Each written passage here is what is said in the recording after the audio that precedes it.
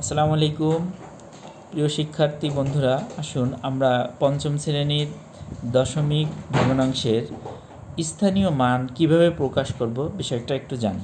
একটা উদাহরণ, আমরা একটা সংখ্যা নিলাম 772.276। সংখ্যাটিকে আমরা ভগ্নাংশে প্রকাশ করার জন্য বা স্থানীয় মানে প্রকাশ করার জন্য আমাদের একটা সহজ নিয়ম আছে। আমরা ইতিপূর্বে শিখেছি যে কোনো মান যখন বের করি তখন আমরা একক, দশক, শতক, সহস্র, অযুত, লক্ষ, নিযুত, কোটি এভাবে করে থাকি।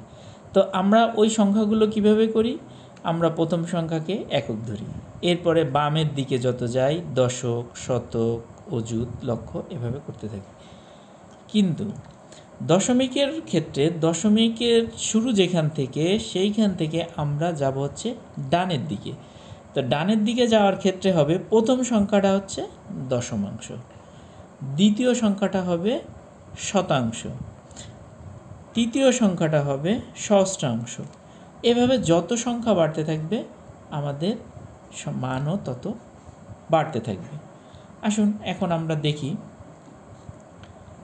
এখানটাতে আমরা দেখি দশমিকের বামে দেখি দুই সংখ্যাটা কি একক, 2 একক।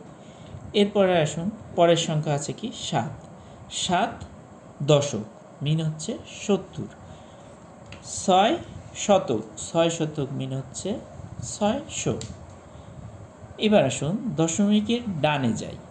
যখন ডানে যাচ্ছি আমি 0.2 দশক মানে 2 ভাগ হচ্ছে 10 ভাগের 2 ভাগ। এরপরের অংশটা কি হচ্ছে পয়েন্ট, একটা ঘর ফাঁকা 7, মিন হচ্ছে 0.07। এটা হচ্ছে কি শতক। এটা কত অংশ তাহলে হলো 0.07 শতাংশ।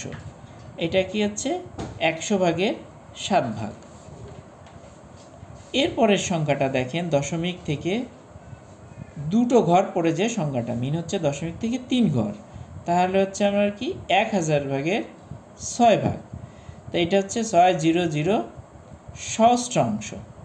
তো আমরা যদি এইটাকে সাজিয়ে লিখতে চাই তাহলে দেখুন সংখ্যাটিকে লেখার পর প্রথমটাকে আন্ডারলাইন করে 0.006 সহস্রাংশ, 7 দিয়ে 0.07 শতাংশ, 0.2 দশমাংশ, 2 একক, 7 দশক, 6 শতক। এভাবে করে আমরা যে কোনো ধরনের সংখ্যার স্থানীয় মান প্রকাশ করতে পারি।